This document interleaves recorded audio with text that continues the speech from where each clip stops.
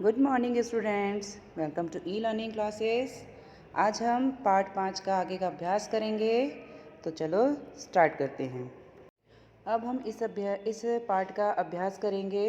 सबसे पहले आप लोग अपने हिंदी की नोटबुक में इस कविता को अच्छी सुंदर हैंडराइटिंग में लिखेंगे। उसके बाद शब्दार्थ लिखेंगे।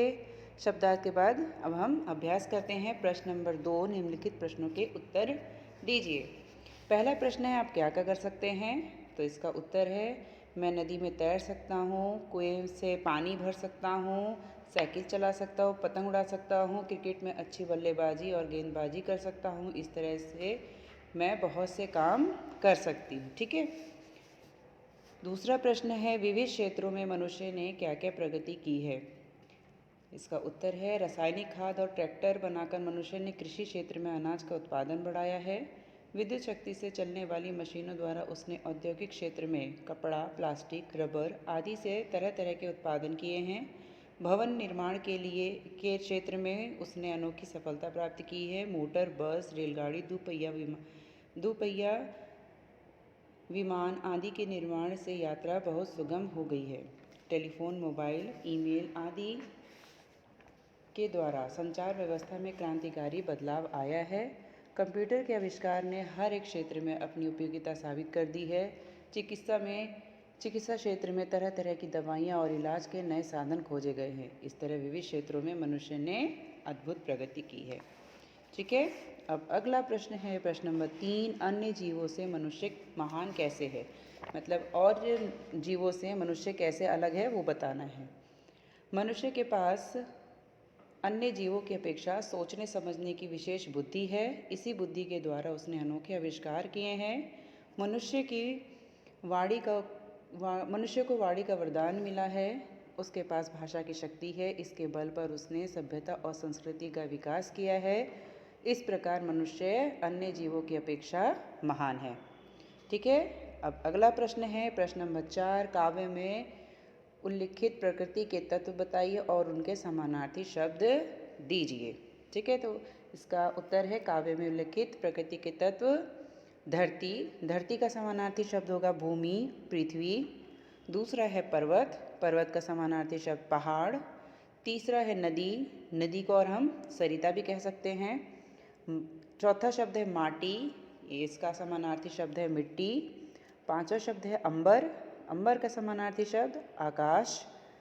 छठा शब्द है अग्नि, अग्नि को हम आग भी कह सकते हैं। और सातवां शब्द है पवन, पवन का समानार्थी शब्द होगा हवा। ठीक है। अब आगे बढ़ते हैं। प्रश्न नंबर 3,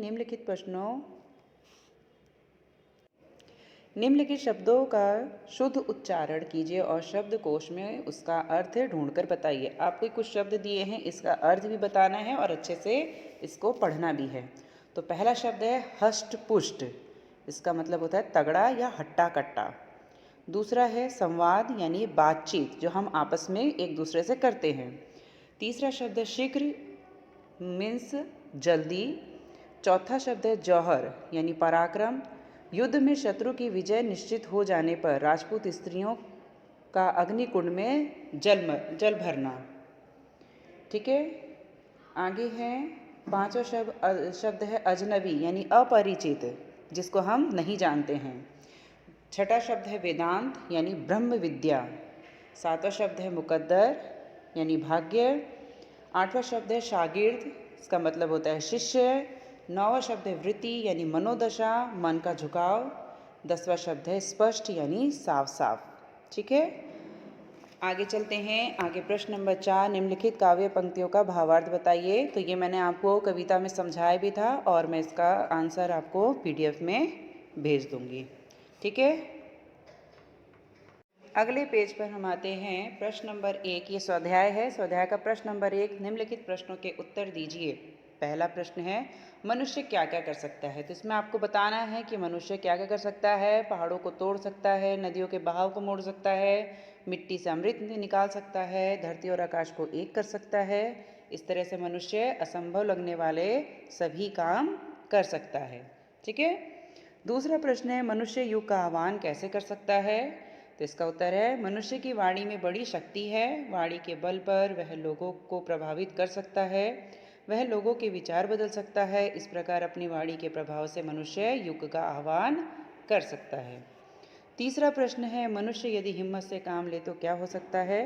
इसका उत्तर है, मनुष्य यदि हिम्मत से काम ले तो धरती पर पापों को बढ़ने से रोक सकता है। दुनिया में बढ़ने वाली पशुता कम हो सकती है। पशुता का मैंने अर्थ बताया था, जो बर्बरता एक इंसान के द्वारा दूसरे इंसान के साथ की जाती है, यानी बहुत ही गंदा व्यवहार। और इस प्रकार मनुष्य यदि हिम्मत करे तो दुनिया को बदल सकता है। ठीक है। अगला प्रश्न है, उचित जोड़े मिलाइए। तो इसमें आपको इसके सही जोड़ों से मिलाना है। तो पहला है, मनुष्य की आत्मा में स्वयं भगवान है। दूसरा है, मनुष्य के नैनों में ज्वाल है। तीसरा है, मनुष्य की भ्रुकुटी में तांडव का ताल है। चौथा है, मनुष्य की वाणी में युग का आह्वान है। पांचवा है, मनुष्य की छाती में महाकाल है। ठीक है। अब हम आगे चलते हैं। प्रश्न नंबर 3। आगे है प्रश्न नंबर 3।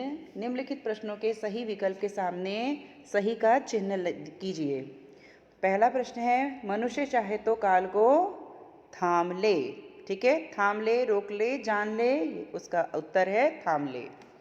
फिर दूसरा है, मनुष्य चाहे तो धरती को, इसका ऑप्शन है फोड़ दे, युग का आह्वान दे, अंबर से जोड़ दे।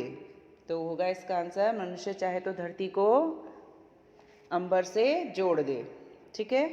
तीसरा है, मनुष्य चाहे तो माटी से मुख को भी मोड़ दे, दुनिया बदल दे, या अमृत निचोड़ दे। तो मनुष्य चाहे तो माटी से अमृत निचोड़ दे, इसका उत्तर होगा। ठीक है। अब आते हैं प्रश्न नंबर 4 पर। नीचे दिए गए शब्दों के विरुद्धार्थी शब्द देकर वाक्य में प्रयोग कीजिए। आपको जो शब्द दिए हैं इनका विरुद्धार्थी शब्द बताना है और वाक्य में प्रयोग भी करना है। पहला जैसे करके दिखाया है, धरती का विलोम शब्द होगा आकाश, और इसको वाक्य प्रयोग में किया है, पक्षी आकाश में उड़ रहे हैं। ठीक इसी तरह से दूसरा भी आपको बताना है, अमृत का विरुद्धार्थी शब्द हुआ विष, और इसका वाक्य प्रयोग होगा, शंकर जी ने विष पी लिया था।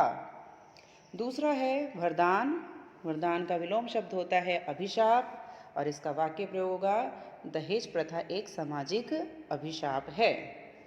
तीसरा है ऊंचा का विलोम शब्द नीचा, वाक्य प्रयोग होगा, शर्म से उसका सिर नीचा हो गया। चौथा शब्द है पाप का विरुद्धार्थी शब्द पुण्य, और इसका वाक्य प्रयोग, विद्या का दान बहुत बड़ा पुण्य है।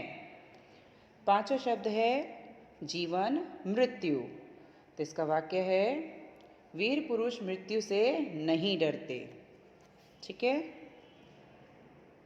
तो इस तरह से हमने इस पाठ का अध्ययन किया है। आप लोग भी अब इस सारे अभ्यास का अच्छे से अध्ययन करेंगे, अच्छे से पढ़ेंगे। ओके।